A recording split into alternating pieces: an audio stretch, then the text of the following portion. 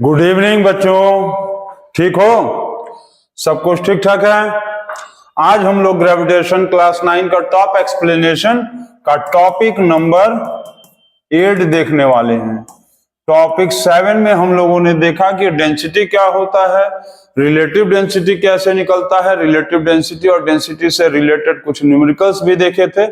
और आज अब हम लोग देखेंगे अच्छा रिलेटिव डेंसिटी का एप्लीकेशन क्या है, डेंसिटी का क्या एप्लीकेशन है, और डेंसिटी से रिलेटिव डेंसिटी से डेंसिटी कैसे निकाला जाता है, एसआई यूनिट, सीजीएस यूनिट और बहुत सारी चीजों को हम लोगों ने अपने पिछले टॉपिक नंबर 7 में देखा है ग्रेविटेशन क्लास 9 में।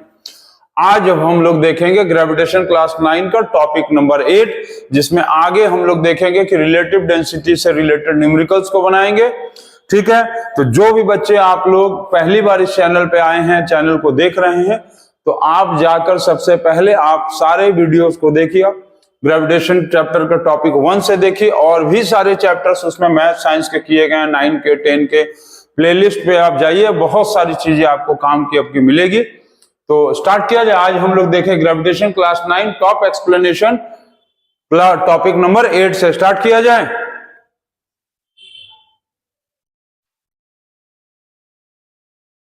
तो हम लोग स्टार्ट करते हैं आज टॉपिक नंबर 8 ग्रेविटेशन का। तो उस दिन हम लोग लास्ट टॉपिक में देखे थे डेंसिटी और डेंसिटी और रिलेटिव डेंसिटी से रिलेटेड न्यूमेरिकल। तो चलिए आज पहले हम लोग स्टार्ट करते हैं न्यूमेरिकल से ही। दिया हुआ है कि the relative density of silver दिया हुआ है, मान लो 7600 kg पर मीटर क्यूब। ये सिर्फ अप्रॉक्स हम वैल्यू लिए, कोई जरूरी नहीं कि सिल्वर का इतना ये हम वैल्यू ले लिए अप्रॉक्स। ठीक है, the relative density of silver दिया हुआ है 7.8, और ये कहा है कि calculate the density of silver in SI unit. तो हम अभी फॉर्मूला आप लोगों को पिछले टॉपिक में आप लोगों ने क्या देखा था, तो relative density is equal to density of substance. तो सब्सटेंस में कौन सा है, सब्सटेंस में है सिल्वर है, डिवाइडेड बाय क्या लिखेंगे, डेंसिटी ऑफ वाटर। तो रिलेटिव डेंसिटी दिया हुआ है 7.8, डेंसिटी ऑफ सिल्वर हम लोगों को नहीं पता है, डेंसिटी ऑफ सिल्वर हम लोगों को नहीं दिया हुआ है। वाटर का डेंसिटी होता है, तो वाटर का डेंसिटी आप लोग पिछले टॉपिक में देख चुके हैं, 1000 kg पर मीटर क्यूब। इसका इससे इंटू कर दीजिए, 7.8 इंटू 1000 kg पर मीटर क्यूब। तो ये हो गया, ये निकल जाएगा, क्या निकलेगा, डेंसिटी ऑफ सिल्वर। तो इन दोनों का मल्टीप्लाई करेंगे तो ये पॉइंट हटाएंगे 0, ये 0 कैंसिल, 7800 kg पर मीटर क्यूब। ये जो आएगा ये क्या आएगा, ये डेंसिटी आएगा सिल्वर का। ठीक है, ये आया डेंसिटी ऑफ सिल्वर। अच्छा, इसमें एक चीज आप ध्यान देंगे, ये जो डेंसिटी इसमें हम लिखे हैं रिलेटिव डेंसिटी, हम अपने इस मन से ले लिए हैं। ठीक है, कुछ भी हो सकता है, एग्जैक्ट डेंसिटी सिल्वर का रिलेटिव डेंसिटी क्या है वो आप देख के सॉल्व कर सकते हैं। ठीक है, तो इसको आप नोट करिए, इस तरह से हम लोग डेंसिटी ऑफ सिल्वर निकाल लिए। ठीक है, तो ये हो गया। आप चलिए इसको नोट करिए, जल्दी नोट करिए।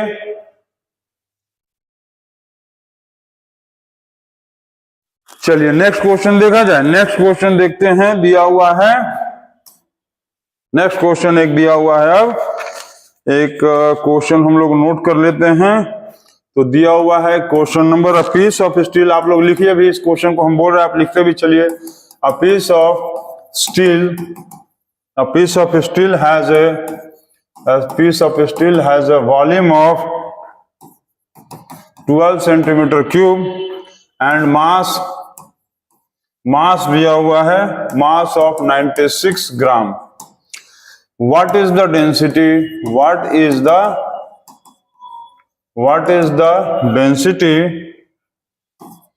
in ग्राम पर सेंटीमीटर क्यूब, और सेकंड में दिया हुआ है इन केजी पर मीटर क्यूब। ठीक है, तो इसको आप लोग सॉल्व करिए।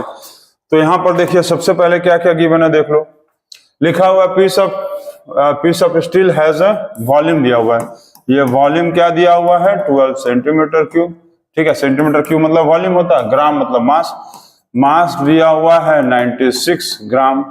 तो डेंसिटी सबसे पहले लिखा है, density is equal to mass by volume, density is equal to mass by volume होता है। अब यहां पर जो निकलेगा वो किस में निकलेगा, ग्राम में दिया हुआ 96 ग्राम डिवाइडेड बाय वॉल्यूम है 12 सेंटीमीटर क्यूब। अब इन दोनों को डिवाइड कर लो, डिवाइड करेंगे तो क्या आएगा 12 8 या 96, तो ये हो गया 8 ग्राम पर सेंटीमीटर क्यूब, 8 ग्राम पर सेंटीमीटर क्यूब हो गया। अच्छा ठीक, ये तो हो गया 8 ग्राम पर सेंटीमीटर क्यूब। इसमें कहा है केजी पर मीटर क्यूब में चेंज करने के लिए, तो केजी पर मीटर क्यूब में चेंज करने के लिए क्या करते हैं, याद है आप लोगों को, हम कल भी बताए थे कि केजी पर मीटर क्यूब में चेंज करने के लिए क्या करेंगे, 8 इंटू 1000 कर देंगे, तो ये हो जाएगा 8000 केजी पर मीटर क्यूब। कैसे आया है, कोई चीज यदि किसी को भी डाउट है तो आप पिछले वीडियो में जाइए, आप लोग हमारे, आप उसमें देख सकते हैं कि ये ग्राम पर सेंटीमीटर क्यूब से केजी पर मीटर क्यूब में या केजी पर मीटर क्यूब से ग्राम पर सेंटीमीटर क्यूब में कैसे कन्वर्ट करने के लिए हम बताए थे, याद है। यहाँ शॉर्ट में हम बता देते हैं, आप नोट कर लो।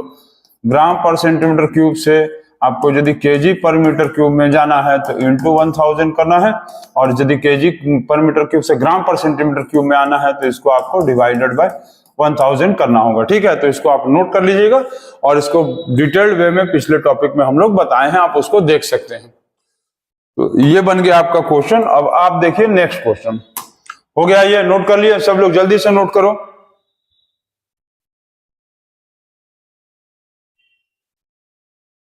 नोट कर लिए, एक और क्वेश्चन देख लिया जाए, चलो एक और क्वेश्चन देख लेते हैं हम लोग। ये दिया हुआ है, एक क्वेश्चन देख लेते हैं। यहां पर क्वेश्चन दिया है the density of turpentine, the density of turpentine is 840 kg पर मीटर क्यूब, ठीक है। और व्हाट विल बी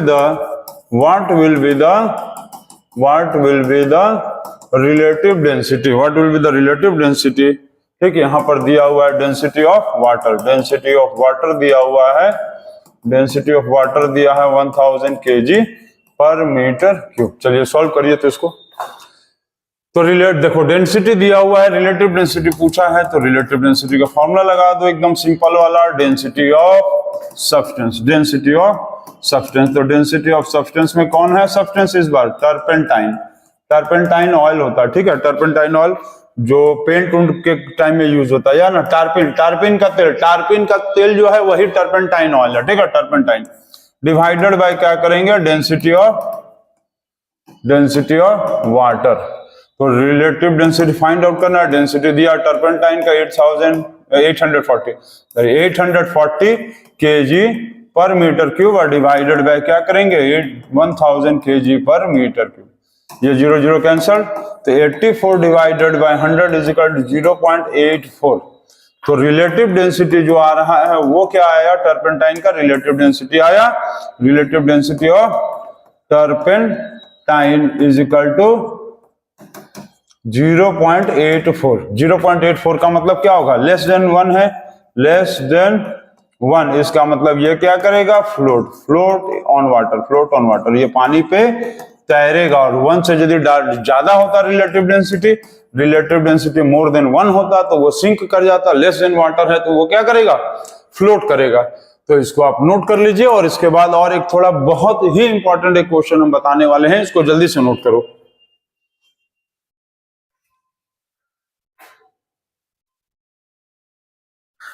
ये हो गया, ये नोट कर लिया आप, चलिए बहुत अच्छा। ये क्वेश्चन को आप देखिए, ये बहुत important question, very important question, very power 100 important question, बहुत ज्यादा इंपॉर्टेंट वाला क्वेश्चन।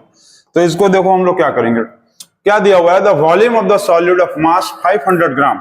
वॉल्यूम दिया हुआ है, वॉल्यूम है 500 ग्राम, नहीं मास है, मास दिया हुआ है 500 ग्राम, और इसका वॉल्यूम दिया हुआ है 350। वॉल्यूम कितना दिया है, 350 सेंटीमीटर क्यूब, ठीक है। वॉल्यूम दिया हुआ है, volume is equal to 300 centimetre cube. What will be the density of the solid, ठीक। ये किसके बारे में दिया है, ये दिया हुआ है किस चीज के बारे में, ये सॉलिड के बारे में दिया, ठीक है, ये सॉलिड के बारे में। तो डेंसिटी ऑफ सॉलिड कहा है, तो डेंसिटी ऑफ सॉलिड का फॉर्मूला क्या लगाएंगे, density of solid is equal to mass divided by volume, mass divided by volume. Mass कितना है, मास है 500 ग्राम डिवाइडेड बाय वॉल्यूम है 350 सेंटीमीटर क्यूब।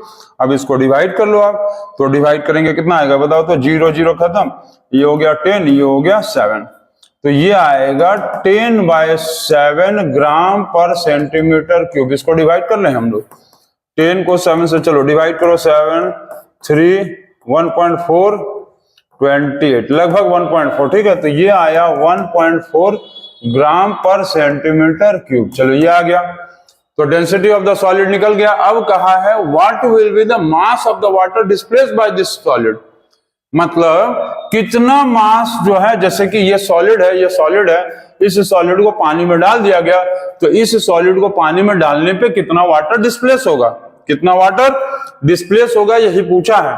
तो कैसे निकालेंगे, चलो बताओ, सेकंड पार्ट बताओ जल्दी फट से, तो कैसे निकालेंगे सेकंड पार्ट। चलो यहां निकालते हैं सेकंड पार्ट। तो सेकंड पार्ट निकालने के लिए हम लोग देखो क्या करेंगे, सेकंड पार्ट निकालने के लिए लिखा है what will be the mass of the water displaced by this solid. तो देखो ऐसे फॉर्मूला लगाओ, density of water is equal to mass of water, mass of water और divided by volume of water, volume of water. तो आपको ये पता है कि जैसे ये ऑब्जेक्ट जो है, ये ऑब्जेक्ट 350 सेंटीमीटर क्यूब का है, तो इस ऑब्जेक्ट को जो पानी में डालेंगे हम, तो कितना पानी बाहर निकलेगा, जैसे कि ये वाला क्लॉक है, ये क्लॉक का जितना वॉल्यूम होगा, इसको जो पानी में डाल देंगे तो ये अपने वॉल्यूम के ही बराबर क्या होगा, पानी को बाहर कर देगा। अरे जैसे हम मान लो पानी में डुबकी लगा दिया, तो हमारा जितना वॉल्यूम होगा हम उतना ही ना पानी को बाहर करेंगे, ठीक है। तो डेंसिटी ऑफ द वाटर कितना होता है, डेंसिटी ऑफ द वाटर होता है 1 ग्राम पर सेंटीमीटर क्यूब, पता है ना आपको। वाटर का डेंसिटी होता है सीजीएस यूनिट में 1 ग्राम पर सेंटीमीटर क्यूब, एसआई यूनिट में होता है 1000 kg पर मीटर क्यूब, ठीक। मास ऑफ वाटर हमको नहीं दिया है, मास ऑफ वाटर नहीं दिया है। अब यहां पर जो वॉल्यूम ऑफ वाटर होगा वो सेम किसके होगा, सेम एज ऑब्जेक्ट। जो वॉल्यूम ऑफ वाटर होगा वो सेम एज ऑब्जेक्ट होगा, तो ऑब्जेक्ट का वॉल्यूम कितना दिया, 350 सेंटीमीटर क्यूब, तो इसका इससे इंटू कर दो, तो 350 ग्राम क्या निकल के आएगा, मास of water displace, mass of water displace. कितना वाटर डिस्प्लेस्ड होगा, तो वाटर कितना डिस्प्लेस हुआ, कितना वाटर डिस्प्लेस हो रहा है जल्दी बताओ, कितना वाटर डिस्प्लेस हुआ, तो वाटर डिस्प्लेस्ड हुआ, वाटर डिस्प्लेस्ड 350 ग्राम, ठीक है। ये क्लियर हो गया, दो पार्ट तो हो गया। देखो अब 2 पार्ट तो हो गया, थर्ड पार्ट में क्या कहा है, अब देखो थर्ड पार्ट में क्या कहा है ये ध्यान दो। तो थर्ड पार्ट में कहा है कि what will be the relative density of the solid, relative density of the solid निकालो जल्दी से। तो relative density of the solid निकालेंगे, तो relative density of solid is equal to क्या करेंगे, density of solid, density of solid divided by density of water, density of water, यही ना करते हैं, समझ रहे हो ना। सेकंड पार्ट, जितना यदि कोई चीज का जितना वॉल्यूम रहेगा उसको जो पानी में डुबा देंगे तो उस ऑब्जेक्ट के वॉल्यूम के ही बराबर पानी को बाहर करेगा वो। तो यहाँ पर जो वॉल्यूम वाटर का था वो किसके बराबर का लेंगे, ऑब्जेक्ट के वॉल्यूम के बराबर। तो ऑब्जेक्ट का वॉल्यूम तो 350 दिया था, निकाल दिया हम लोग, आ गया मास ऑफ द वाटर डिस्प्लेस्ड। अब थर्ड पार्ट में कहा था कि relative density of the solid, तो डेंसिटी ऑफ द सॉलिड कितना आया है, डेंसिटी ऑफ द सॉलिड आया है 10/7, डेंसिटी ऑफ द सॉलिड कितना है 10/7, और डेंसिटी ऑफ वाटर कितना होता है 1, पता है ना, क्लियर है कि भूल गए हो सब। डेंसिटी ऑफ द सॉलिड कितना होता है 10/7 ग्राम पर सेंटीमीटर क्यूब, और डिवाइडेड बाय वाटर का होता है 1 ग्राम पर सेंटीमीटर क्यूब। तो ये खत्म, 1 से इंटू करेंगे तो 10/7 इज इक्वल टू 1.4 आया। तो रिलेटिव डेंसिटी का तो कोई यूनिट होता नहीं है। और फोर्थ पार्ट में पूछा है कि विल इट सिंक और float in water, will it sink और फ्लोट इन वाटर, तो क्योंकि इसका रिलेटिव डेंसिटी आ रहा है 1.4, तो मोर देन 1 है, मोर देन 1, तो 1 से ज्यादा होता है रिलेटिव डेंसिटी, तो क्या करेगा ये सिंक कर जाएगा, सिंक इन वाटर। कहां सिंक करेगा, वाटर में, सिंक इन वाटर, ये पानी में डूब जाएगा। तो ये आपका हो गया क्वेश्चन का खत्म, समाप्ति हो गया। तो आप देख रहे हैं कि कितने इजी क्वेश्चन है और थोड़ा टिपिकल बेस्ड भी क्वेश्चन है, तो इसको आप नोट करिए, और बहुत इंपॉर्टेंट क्वेश्चन भी है ये, इसको जल्दी से नोट करिए आप।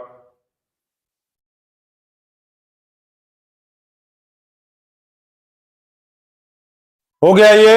अब इसके बाद एक इससे भी इंपॉर्टेंट क्वेश्चन हम आपको बता रहे हैं जो एग्जाम में कंफर्म है कि आना ही आना है। जिसको एग्जाम में जो क्वेश्चन है ये वाला, ये क्वेश्चन जो है एग्जाम में आता ही आता है, कंफर्म है, 100% गारंटेड है कि ये क्वेश्चन जरूर आता है एग्जाम में। तो देखो पढ़ो क्या लिखा है क्वेश्चन, इसको भी बताया जाए हम लोग। एनसीईआरटी क्वेश्चन है ये एनसीईआरटी क्वेश्चन है और वेरी पावर 100 है, वेरी पावर 100 इंपॉर्टेंट है, वेरी पावर 100 इंपॉर्टेंट, बहुत इंपॉर्टेंट क्वेश्चन है। तो नोट करेंगे इसको आप। लिखा हुआ है stone is allowed to fall from the top, a stone is allowed to fall from the top. मतलब कि ये एक जगह है, इस जगह से क्या कर रहा है, ये टॉप पोजीशन से एक पत्थर को क्या किया कि फेंक दिया। एक पत्थर को टॉप वाले पोजीशन से, मतलब एक पत्थर को यहां से ये स्टोन को फेंका गया नीचे की तरफ, ठीक। और ये इसका हाइट कितना दिया, इसका हाइट दिया है 100 मीटर। ये ग्राउंड लेवल है, ये ग्राउंड लेवल है, ठीक है, ये है ग्राउंड लेवल, ये ग्राउंड लेवल, और ये दिया हुआ है टॉप लेवल। टॉप लेवल से एक पत्थर को फेंक दिया गया नीचे की तरफ और इसका हाइट दिया हुआ है टॉप से ग्राउंड का 100 मीटर। और at the same time another stone is projected vertically upward. और उसी समय सेम टाइम में लिखा हुआ है, सेम टाइम में एक पत्थर को ऊपर फेंका गया, ठीक। एक पत्थर को, दूसरे एक स्टोन को वो फेंका जा रहा है अपवर्ड और पहले वाले पत्थर को फेंका गया डाउनवर्ड, ठीक। इस पत्थर को फेंका गया डाउनवर्ड और एक पत्थर को फेंका गया अपवर्ड, ठीक। क्या लिखा है, with the velocity of 25 metre per second. मतलब इस पत्थर को जो ऊपर की तरफ फेंका गया है इसका वेलोसिटी दिया है 25 मीटर पर सेकंड। तो ये इसका यू होगा, ये आप इसको नोट कर लेंगे। क्यों ऐसा क्यों हुआ कि किसी भी जब पत्थर को, जब देखो क्या लिखा है, vertically upward with the ground with the velocity of 25 metre per second. जब पत्थर को ऊपर फेंकते हैं तो याद है ना V0 होता था। किसी भी चीज को जब ऊपर फेंकते थे तो V0 होता था। जब V0 हो गया तो इसका मतलब ये U का वैल्यू है। ये आप सबसे इंपॉर्टेंट चीज है, इसमें ध्यान रखना। जब किसी चीज को ऊपर फेंकेंगे ना, ऊपर अपवर्ड, तो V0 होता था और ये जो वैल्यू हो गया तब U का होगा। चलो इतना हो गया। Calculate when and where the two stones will meet, ठीक। अब इस कंडीशन को सॉल्व कैसे किया जाए ये देखना है हम लोग को, सॉल्व कैसे करना है। तो चलो सॉल्व करने के लिए इसको क्वेश्चन को यहां ले आओ। अब देखो सॉल्व कैसे करना है। दो पार्ट है इसमें, दो पार्ट क्या है कि फर्स्ट पार्ट जो पत्थर नीचे आ रहा था डाउनवर्ड वाले में, जो पत्थर डाउनवर्ड से नीचे आ रहा था, इस कंडीशन में आप इसको लो तो क्या होगा बताओ तो। डाउनवर्ड वाले कंडीशन में यदि सॉल्व करेंगे तो हाइट निकालो ना, height h is equal to इसको, इसका जो हाइट निकालो, मान लो h1 ले लो। h1 इज इक्वल टू क्या करेंगे h1, तो h का फॉर्मूला लगाओ, h का जल्दी से, v square minus u square is equal to 2h। और क्या क्या होता है, h is equal to h1 is equal to ut plus half gt square, clear है, हाफ gt स्क्वायर। अच्छा यहां ध्यान देना कि जब कोई चीज नीचे गिरता है, याद है ना, जब कोई चीज नीचे गिरता है तो u0 होता था, याद रखना। जब कोई चीज ऊपर जा रहा था तो v0, जब कोई चीज नीचे आएगा डाउनवर्ड होगा तो u0 होता। तो h1 is equal to u का value 0 into t plus half into g का वैल्यू नहीं दिया है तो g का वैल्यू को आप ले लो 10 metre per second square, g का value 10 metre per second square. तो 10 इंटू टी स्क्वायर, ये हो गया 5। तो h1 is equal to 0 plus 5t square, तो h1 इज इक्वल टू हो गया 5t स्क्वायर, ये हो गया फर्स्ट। चलो अब क्या है, सेकंड पार्ट में क्या कहा है, तो सेकंड पार्ट में एक पत्थर को ऊपर फेंक रहा, अब क्या है, अपवर्ड जा रहा। अब जब अपवर्ड जाएगा तो इस कंडीशन में क्या होगा, ऊपर यदि जाएगा तो h1 इज इक्वल टू क्या लगाएंगे, h1 is equal to ut plus half gt square. तो ऐसे कंडीशन में g का वैल्यू माइनस होता है, याद है ना। ऊपर जाने में देखो यहाँ पर g का वैल्यू प्लस और अपवर्ड जा रहा है तो g का वैल्यू माइनस, ठीक। तो u का वैल्यू कितना दिया, ऊपर जाने के टाइम में u का वैल्यू 25 दिया हुआ है, 25 into T plus half into g का value minus 10 into T square, clear. ऊपर जा रहा है g का वैल्यू माइनस, नीचे आ रहा है g का वैल्यू प्लस, ठीक। इसको कैंसिल करेंगे तो आएगा 5। तो h1 is equal to 25t minus 5t square हो गया। तो ये आया सेकंड कंडीशन। अब क्या करें, तो अब क्या करना क्या है, इस क्वेश्चन को उड़ा देना है। क्वेश्चन का काम हो गया खत्म, क्वेश्चन का काम हो गया खत्म। अब जैसे यदि तुम देखोगे तो ये आया H1 और सॉरी ये आया H2 और ये आया H1, ये H2 हो गया, ठीक, ये हो गया H2 और ये हो गया H1, ये H1 और H2। अब दोनों H1 H2 को यदि लेंगे तो क्या आएगा बता दो, क्योंकि यदि पत्थर ऊपर जा रहा था और पत्थर नीचे आ रहा था और टोटल मिलाकर कितना था, टोटल मिलाकर कितना था 100 मीटर। इसका मतलब क्या है कि H1 plus H2 is equal to 100 metre आना चाहिए। ये डिस्टेंस ये ऊपर से नीचे आ रहा, नीचे से ऊपर जा रहा, दोनों मिलाकर 100 मीटर था। तो H1 का वैल्यू आया 5t स्क्वायर, H2 का वैल्यू आ रहा ये 25t minus 5t square is equal to 100। अब क्या करें, अब क्या करेंगे, क्या खत्म, ये खत्म, 25t इज इक्वल टू 100 हो गया, तो t is equal to 100 divided by 25, तो इसको कैंसिल कर दो, तो ये हो गया 4 सेकंड। इतना आप समझ गए, तो इतना नोट करिए। अब क्या लिखा है कि दोनों पत्थर कहां मिलेगा, वेयर लिखा था ना, और व्हेन, दोनों पत्थर पूछा था कि व्हेन और वेयर कहां मिलेगा, यही ना। तो क्या लिखेंगे, यहां लिखेंगे two stones meet after 4 seconds of flight, after 4 seconds of flight, मतलब कि ऊपर और नीचे से छोड़ने के 4 सेकंड बाद दोनों पत्थर मिला था। दोनों पत्थर जब ऊपर से एक पत्थर को फेंका गया था और एक पत्थर को नीचे से ऊपर फेंका गया था, एक पत्थर ऊपर से नीचे आ रहा था, एक पत्थर नीचे से ऊपर आ रहा था, तो दोनों पत्थर आपस में 4 सेकंड बाद मिला है। ये तो हो गया व्हेन मतलब टाइम पूछा था, चलो 4 सेकंड बाद। अब पूछा था वेयर मतलब डिस्टेंस, वेयर मतलब है कि कितना दूरी पे मिला, डिस्टेंस।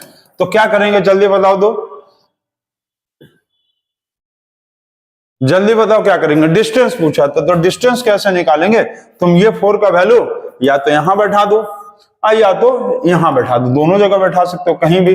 H1 का वैल्यू यहां बैठाएंगे तो 5t स्क्वायर 5 और 4 का स्क्वायर, तो 5 इंटू 16 80 मीटर। इसको क्या लिखेंगे, 80 मीटर कहां, ऊपर से नीचे की तरफ, ठीक है, 80 metre from upward, 80 metre from upward, मतलब दोनों पत्थर आपस में कहां मिला, 80 metre from upward, 80 metre from upward.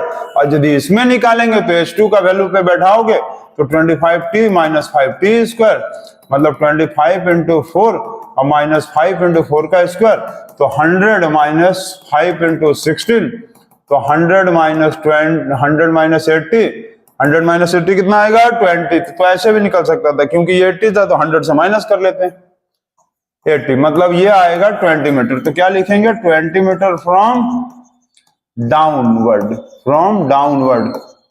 Downward, ठीक है। तो दोनों पत्थर क्या है, ऊपर से 80 मीटर पे दूरी पे मिला और नीचे से यदि जाएंगे तो 20 मीटर पे मिला। और यहां पर जो है वो स्टोन्स जो है टू स्टोन्स मीट, इस जगह पे दोनों पत्थर आपस में मिल गया, ठीक है, ऊपर से 80 मीटर और नीचे से 20 मीटर पे। तो ये question very very very important है, क्योंकि इस क्वेश्चन में सारा कॉन्सेप्ट आपका चेक कर लेगा कि नीचे गिर रहा है U0, नीचे गिर रहा है G प्लस, ऊपर जा रहा है G माइनस, ऊपर जा रहा है तो V0। तो ये सारी चीजों को आपको समझना है, और ये क्वेश्चन आपको हम बार बार कह रहे हैं कि वेरी वेरी इंपॉर्टेंट क्वेश्चन। तो इसको आप नोट कर लीजिए और उसके बाद आगे देखिए आप।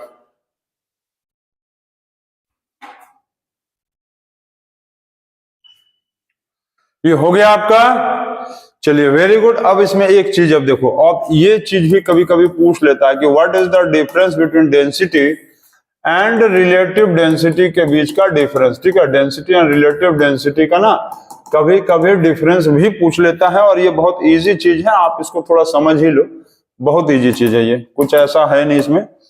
तो डिफरेंस कभी कभी थोड़ा बहुत पूछ लेता है कि what is the difference between density and relative density. तो रिलेटिव डेंसिटी देखो क्या है कि इट इज अ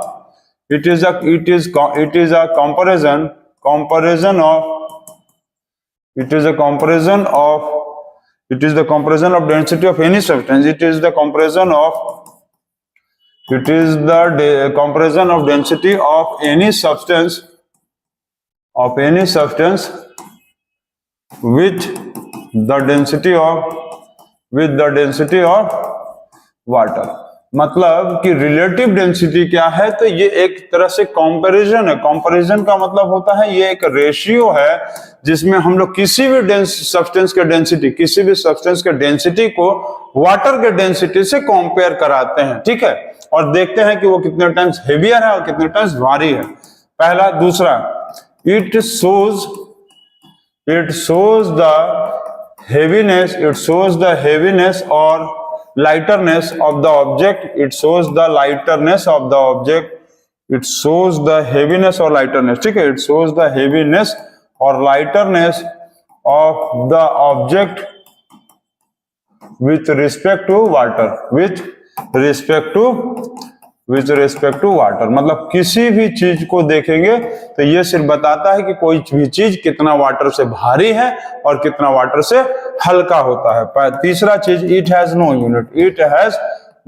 यूनिट, इसका यूनिट होता ही नहीं है क्योंकि ये रेशियो है, इसलिए इसका यूनिट ही नहीं होता है, ठीक है। अच्छा, डेंसिटी क्या है? तो डेंसिटी मास पर ऑक्युपाइड वॉल्यूम है। Density equal to mass divided by volume था, ये था। डेंसिटी क्या बताता है? Density shows the closeness, density shows the closeness of the atoms और molecules, closeness of the atoms और मॉलिक्यूल्स ऑफ द ऑब्जेक्ट, मतलब कोई भी ऑब्जेक्ट का उसका जो कोई भी ऑब्जेक्ट का जो एटम्स है और मॉलिक्यूल्स है वो कितना क्लोज है और कितना दूर है, ठीक है। यदि दूर, जैसे कि मान लो कोई एटम बहुत ऐसे दूर है और यहाँ पर कोई एटम बहुत क्लोज है, तो इसका डेंसिटी क्या होगा? इसका डेंसिटी क्या है? हाई है। इसका डेंसिटी क्या होगा? तो इस कंडीशन में डेंसिटी क्या होगा? लो होगा, क्योंकि यहाँ बहुत दूर पे मॉलिक्यूल्स। और तीसरा जो चीज है तो क्या लिखेंगे? इट हैज यूनिट, इसका यूनिट होता है, इट हैज यूनिट, जिसमें कि एसआई यूनिट होता है जिसको MKS भी बोलते हैं, MKS या SI, इसका यूनिट होता है kg पर मीटर क्यूब। और दूसरा चीज CGS यूनिट यदि देखेंगे, इसका हम लोग CGS यूनिट होता है, तो CGS यूनिट इसका होता है ग्राम पर सेंटीमीटर क्यूब। तो ये जो चीजें थी छोटी मोटी डेंसिटी और रिलेटिव डेंसिटी के बीच में, तो इसको आपको नोट करना बहुत जरूरी है, वेरी इंपॉर्टेंट है, ठीक है। डेंसिटी का फॉर्मूला ये होता है, यहाँ पर तुम चाहो तो रिलेटिव डेंसिटी का भी फॉर्मूला लिख दो, जिसका मतलब होता है density of substance divided by density of water, ठीक है, डेंसिटी ऑफ वाटर। इसमें एक पॉइंट चाहो तो और लिख लो, यहां पर लिख दें हम लोग एक पॉइंट और थोड़ा सा हम लिख देते हैं कि डेंसिटी जो है वो किस पे देखा जाए। डेंसिटी इसमें एक पॉइंट और लिखते हैं कि डेंसिटी जो है, डेंसिटी दिया हुआ है is directly proportional to mass, मतलब ये बताया है कि डेंसिटी ज्यादा होगा तो मास भी ज्यादा है। दूसरा बताया है कि density is inversely proportional to volume, इसका मतलब डेंसिटी ज्यादा है तो वॉल्यूम क्या होगा? कम होगा। डेंसिटी ज्यादा तो वॉल्यूम कम, ठीक है, डेंसिटी ज्यादा है तो वॉल्यूम क्या होगा? कम होगा। तो ये आप चीजों को समझ लीजिए, और ये very very very power important चीज है, जो कि डेंसिटी और रिलेटिव डेंसिटी के बीच में डिफरेंस यदि पूछता है तो आप इसको नोट कर लीजिए आप।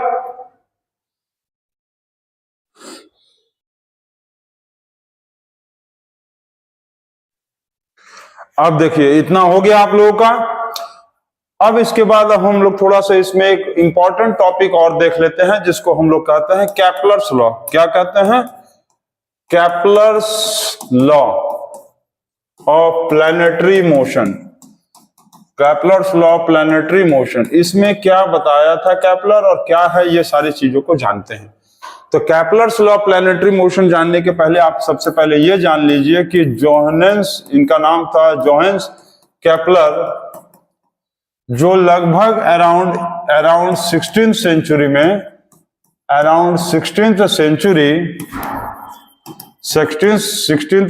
ये एक बहुत बड़े एस्ट्रोनॉट थे, ठीक है। 16th century, around 16th century में जोहान्स केपलर जो है वो एक बहुत बड़े क्या थे ना, अराउंड 16th सेंचुरी ही वाज अ फेमस एस्ट्रोनॉमर। मतलब खगोलीय शास्त्री जिसको कहते हैं, जिसको मतलब जो प्लैनेट्स और सैटेलाइट्स और मून अर्थ के बारे में, जो यूनिवर्स के बारे में स्टडी करता है, ठीक है, स्टडी अबाउट यूनिवर्स, ठीक, study about the universe, universe मतलब प्लैनेट्स और स्टार्स के बारे में जो स्टडी करते हैं, उस तरह के पर्सन्स को हम लोग एस्ट्रोनॉमर बोलते हैं, ठीक है, एस्ट्रोनॉमर। तो ये जो है बहुत बड़े एक एस्ट्रोनॉमर थे 16th सेंचुरी में, जोहान्स केपलर। तो इन्होंने क्या बताया कि ये एक हम लोगों को ना ये लॉ दिए, जिस लॉ के तहत में ये बताए थे कि कोई भी जो प्लैनेट्स है वो सन के चारों तरफ किस तरह के मोशन में घूमता है। इसको नोट करिए पहले आप, ठीक है। तो इन्होंने क्या बताया कि he gave the laws which governs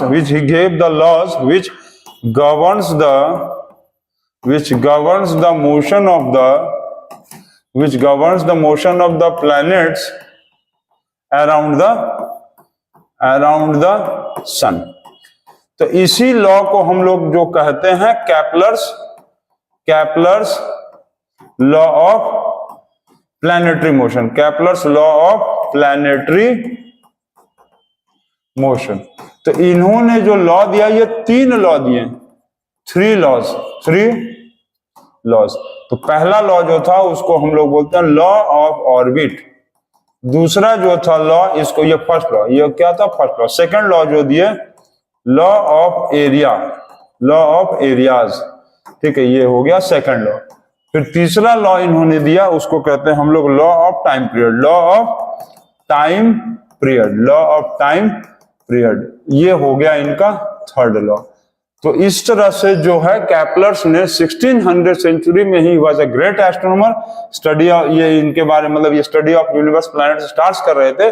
और इन्होंने एक लॉ दिया जिसके तहत ये पता चला कि कोई भी प्लैनेट सन के चारों तरफ जो घूम रहा है उसका मोशंस कैसा है, and that law is called as the Kepler's law of planetary motion. और इनका बहुत इंपॉर्टेंट कंट्रीब्यूशन था, इन्होंने 3 लॉ दिया। ये सर आइजक न्यूटन के पहले भी थे, सर आइजक न्यूटन के पहले थे।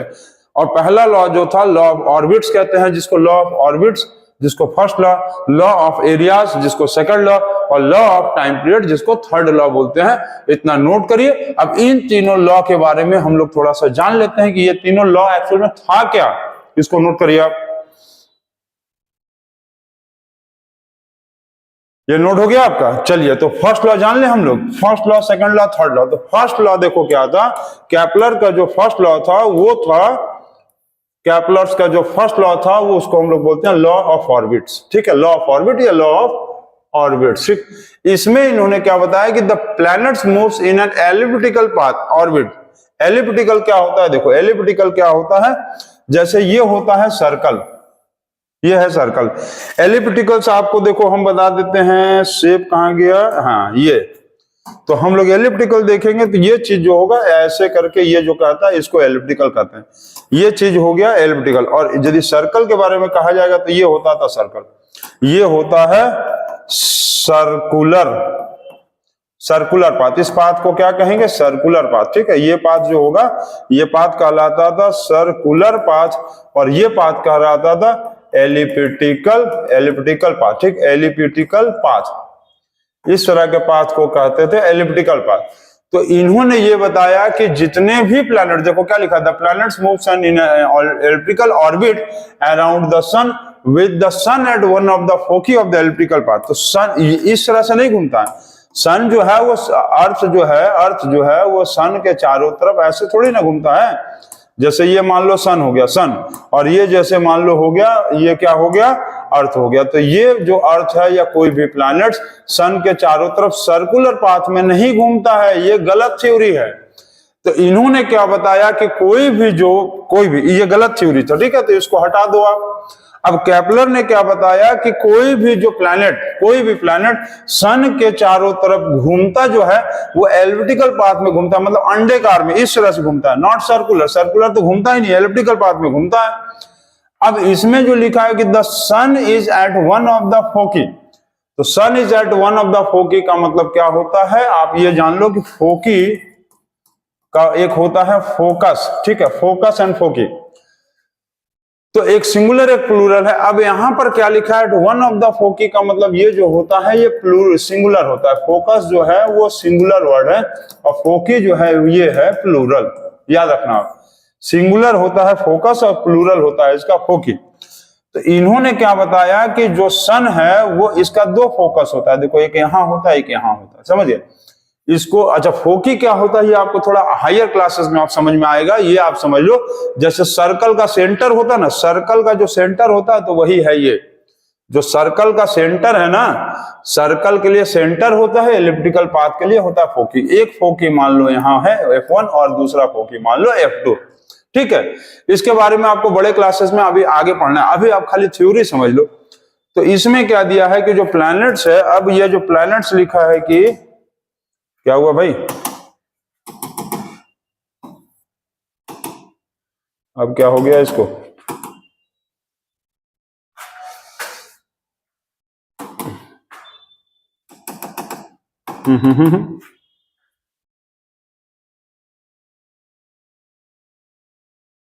तो इन्होंने क्या बताया कि जो सन है वो एक फोकी पे होगा, एक फिक्स फोकी पे सन होगा। मान लो यहां पर सन है, ये हो गया सन, ठीक, ये हो गया सन। अब प्लैनेट्स जो है क्या है, जैसे ये हो गया मान लो प्लैनेट अर्थ, ये हो गया प्लैनेट अर्थ, ठीक, ये हो गया अर्थ। तो अर्थ जो प्लैनेट है वो क्या कर रहा है कि एक एलिप्टिकल पाथ में, मतलब इस तरह के पाथ में क्या कर रहा है, सन के चारों तरफ घूम रहा है, ऐसे पाथ में। मान लो सन यहां आ गया, मान लो कि सन यहां आ गया, मान लो सन यहां आ गया, सन यदि यहां आ गया तो इसको मान लो कि अर्थ जो होगा मतलब उड़ के क्या मतलब अर्थ जो है घूमते घूमते एलिप्टिकल पाथ में यहां आ जाएगा, समझिए। जब सन यहां पर था, सन कहां पर था, सन था F1 पे, तो अर्थ था यहां, ठीक। और जब सन आ गया F2 पे तो अर्थ यहां आ गया। F2 के लिए ये है, F2 के लिए ये पोजीशन, F2 के लिए ये पोजीशन आ गया और F1 के लिए अर्थ का ये पोजीशन आ गया, समझिए। तो ये चीजें जो है उन्होंने बताया था, जो सबसे इंपॉर्टेंट चीजें हम लोग को समझना है, और ये चीजें बहुत इंपॉर्टेंट है आपको समझने के लिए, समझ गए आप, तो बहुत इंपॉर्टेंट चीज चाहिए, तो आप इसको समझ लीजिए, ठीक। तो इन्होंने यही कहा था कि एलिप्टिकल पाथ में जो है ये ऐसे ऐसे करके घूम रहा है, ठीक। मतलब सन एलिप्टिकल पाथ में, सन अपने फोकी पे फिक्स है और प्लैनेट जो है वो एलिप्टिकल पाथ में घूम रहा है। एलिप्टिकल पाथ ही अंडाकार पाथ में, इसलिए इसको कहते हैं law of orbit. Circular path में नहीं घूमता है, प्लैनेट्स एलिप्टिकल पाथ में घूमता है, ठीक है। यदि F1 फोकी है तो अर्थ यहाँ है, मान लो सन यहाँ आ गया, F2 पे आ गया तो ये अर्थ जो है हो सकता है यहाँ आ जाए, यहाँ आ जाए, ठीक। तो ये चीजें था। अब दूसरा लॉ बताया था इन्होंने, जो जिसको हम लोग कहते हैं law of area. Law of area पढ़ी, क्या लिखा है लॉ ऑफ एरिया में, इन्होंने बताया कि each planet revolves around the sun in such a way that the line joining the planets to the sun sweeps equal area in equal interval of time. अच्छा, इसका मतलब क्या होगा कि फिर एक एलिप्टिकल पाथ बना लेते हैं। मान लीजिए एलिप्टिकल पाथ बना लिए, एलिप्टिकल पाथ बना लिए, तो यहां पर यदि मान लो दिया हुआ है सन है, यहां पर सन है, अब यहां पर ये प्लैनेट आ गया और ये मान लो एक बार लोकेशन यहां पर आ गया, प्लैनेट है ये, ठीक है। ये जो है ये प्लैनेट है, ये प्लैनेट घूमते घूमते घूमते घूमते मान लो यहां आ गया, ठीक। ये प्लैनेट का पोजीशन आ गया P1 और ये हो गया P2। तो यहां पर जो एरिया आएगा, समझिए, इतना जो एरिया होगा, ये वाला जो एरिया होगा, ये जो एरिया होगा, ये एरिया मतलब P1 से P2 पे पोजीशन पे जब प्लैनेट आएगा उसका जो एरिया आएगा, और यहां पर यदि मान लो इसका पोजीशन आ रहा है, ये पोजीशन आ रहा है ये प्लैनेट का P3 और ये घूमते घूमते आ गया मान लो यहां पर P4, तो यहां का और यहां का जो एरिया होगा वो इक्वल होगा, इक्वल इंटरवल ऑफ टाइम, ठीक। मतलब यहां से यहां यदि इसको आने में मान लो, समझ गया, P से P3 क्या बता रहे थे, इसका मतलब ये बताया है कि यदि इसको मान लो, चलो भाई इसको हटाओ पहले तो, ठीक। ये मान लो दिया हुआ है P3 से P4 आने में उसको मान लो इसको टाइम लगा 2 इयर्स, ठीक, मान लो, ठीक, मान लो लगा। अब P1 से P2 आने में भी इसको टाइम यदि 2 ईयर लगा, 2 ईयर हम मान लो ना, 2 ईयर 6 मंथ जो भी मान लो, 2 ईयर लगा, तो ये एरिया और ये एरिया ये दोनों एरिया क्या होगा, ये एरिया और ये एरिया क्या होगा, एरिया आर सेम। यही था केपलर्स का सेकंड लॉ, इसीलिए इसको कहा जाता है लॉ ऑफ एरियाज। मतलब कि यदि कोई भी प्लैनेट P1 पोजीशन से P2 पे आया और सन के हिसाब से, ठीक है, फिर दूसरा वही प्लैनेट P3 के हिसाब P3 से P4 पे आया, तो दोनों के बीच में जो एरिया बनेगा ना सन से इसका जो एरिया बनेगा, यदि इक्वल टाइम लगा, यहां से यहां इक्वल टाइम 2 ईयर और यहां से यहां इक्वल टाइम लगा मान लो 2 ईयर, तो दोनों कंडीशन का जो एरिया होगा वो एरिया होगा सेम, इसलिए कहते हैं इसको लॉ ऑफ एरियाज। तो इसको नोट करिए आप। थर्ड वाला देखिए, हो गया, समझ गया ना। वेरी इंपॉर्टेंट चीज है ये, समझ लेना कि यदि P1 से P2 का जो टाइम लग रहा है उतने दूर में जो एरिया सन से बनेगा, P3 से P4 में जितना एरिया बनेगा सेम टाइम में, 2 साल तो 2 साल, तो दोनों का एरिया क्या होगा, सेम होगा। ठीक है, मतलब